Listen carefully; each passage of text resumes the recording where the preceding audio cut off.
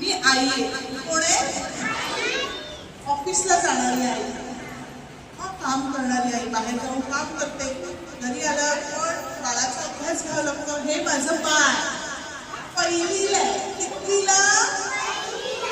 त्या बाळाचं नाव आहे ज्योती. काय नाव आहे? हा, ते रोज शाळेत जातं आणि घरी त्याला घरचा अभ्यास करावा लागतो, होमवर्क. तुम्ही पण करता ना रे? आता माझं बाळ काय करतंय ते पण बघूया, ठीक आहे? किती वाजते? 6 वाजले बाई. त्याला लवकर जायचंय. ज्योती घरी असेल.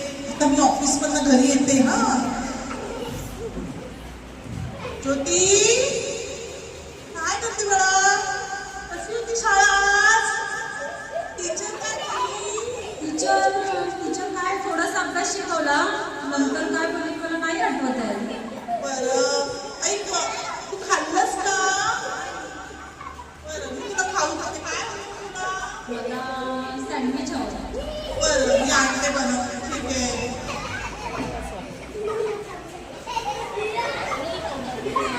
सँडविच आणले मस्त.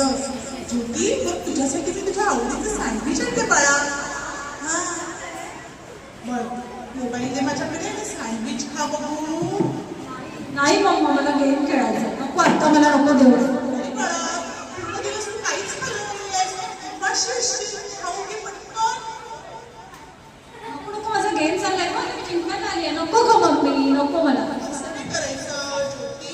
ऐक म्हटलं, एकच खा. बस इथे. आता काय करायचं? ज्योती माझं ऐकतच नाही.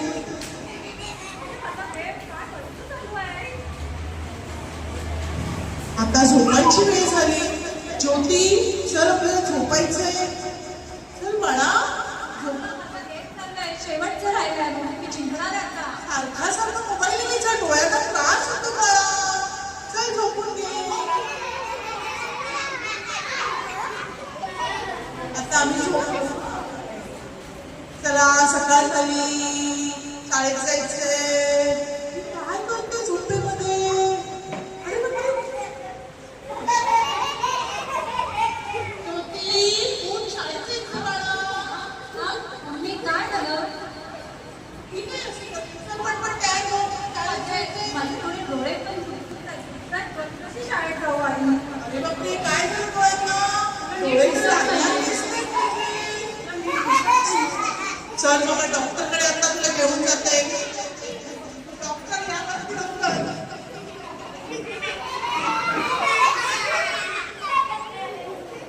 मॅडम, बघा हो, माझ्या बाळाला डोळे फार खुपखुपत आहेत. माझ्या शाळेत पण पाठवलं नाहीये.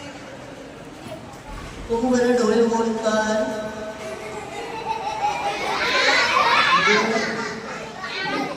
अरे बापरे, किती लाल झाले डोळे तुमचे. ते वाच बरं, तुला वाचता येतं का ते काय नाही? बापरे, ते वाचता नाही येते तुला? रडू नको बाळा, रडू नको. डॉक्टर, शाळेत ऐका बाई, शाळेतनं आल्यावर सतत मोबाईल बघत असते. मी कामावर जाते, कामावरून आल्यावर तिथली मोबाईलच बघत असते. रात्री झोपायच्या वेळेस तर तिला मोबाईलच हवा असतो. झोपेमध्ये तिने सारखी बोटं हलवत असते. काय करायचं डॉक्टर आता आपण? बापरे, खूपच भयंकर आहे परिस्थिती. तुम्हाला माहिती आहे का, सतत मोबाईल पाहिल्यामुळे त्यांची ज्योतीच्या डोळ्यावर परिणाम झालेला आहे.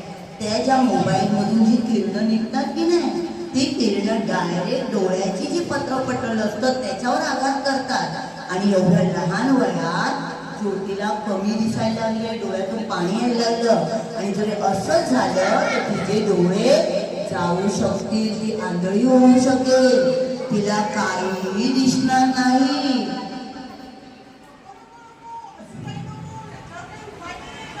उपाय म्हणजे तुम्ही लवकर आलात, तुम्ही आलात माझ्याकडे, खूप चांगलं झालं. आपण आता औषध देऊन ड्रॉप टाकून करू शकते.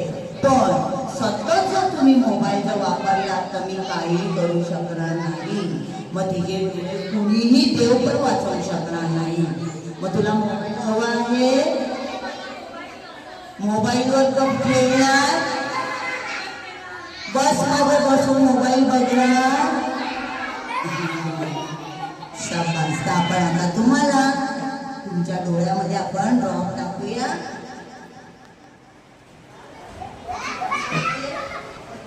लावलेली आहे. तर एक पालक म्हणून मला तुम्हालाही सांगणं आहे की मुलांनी किती हट्ट केला तर काय चांगलं काय वाईट हे आपण मुलांना समजवायला पाहिजे. आणि मुलांना पण कळलं पाहिजे की मोबाईल वापरणं चुकीचं आहे. खेळायचंच नाही मोबाईलवरती. अगदी पाहिलं तर 5 मिनिटासाठी. मोबाईल गेम खेळण्यासाठी नाही. मैदानात जाऊन खेळायचं, भरपूर मित्रांसोबत खेळायचं, मोबाईलवर खेळायचं नाही. मोबाईलवरचे व्हिडिओ पण पाहायचे नाही. तुम्हाला बालगीत बघायचंय, तुम्हाला गोष्टी बघायचंय तर ते तुम्ही तुमच्या टीव्हीला अटॅच करा, तुमच्या कॉम्प्युटरवर बघा. पण एवढ्या छोट्या स्क्रीनवरती एवढ्या जवळून बघायचं नाही. आणि अंधारात तर अजिबात मोबाईल बघायचं नाही. चालत्या वाहनांमध्ये मोबाईल बघितल्याने ते हलते ती स्क्रीन आणि त्याच्यामुळे आपल्या डोळ्यावर जास्त ताण येतो. आपले डोळे हे किती मौल्यवान आहे. एकदा आपले डोळे गेले तर परत मिळणार नाही. त्या डोळ्यांची किंमत करोडोपेक्षा आहे. त्याच्यामुळे अनमोल आहे, जपा. तर आता तुमच्यासाठी एक छोटीशी परीक्षा आहे. ज्योतीचं काय झालं बघितलं की नाही तुम्हाला. आता या तुम्हाला एक सरप्राईज देणार आहे. बाई मोबाईल द्या आणि ज्याला गेम खेळायचं त्यांच्याकडे न्या आणि त्यांना मोबाईल द्या. द्या द्या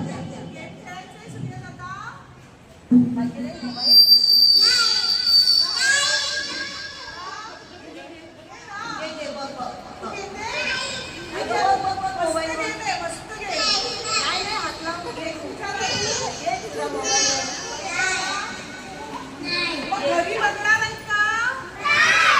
मोबाईल सारखा बघितलं पण काय होतं? मोबाईल बघण्यापेक्षा काय करायचं? सारखा टीव्ही नाही, पुस्तकं वाचायची, अभ्यास करायचा, मैदानात खेळायचं, पुस्तकं वाचायची, आईला मदत करायची, गोष्ट सांगायची, आजीबरोबर गप्पा मारायच्या. हो की नाही. कोणाला मोबाईल हवाय पाहिजे. शाबास. वा वा वा.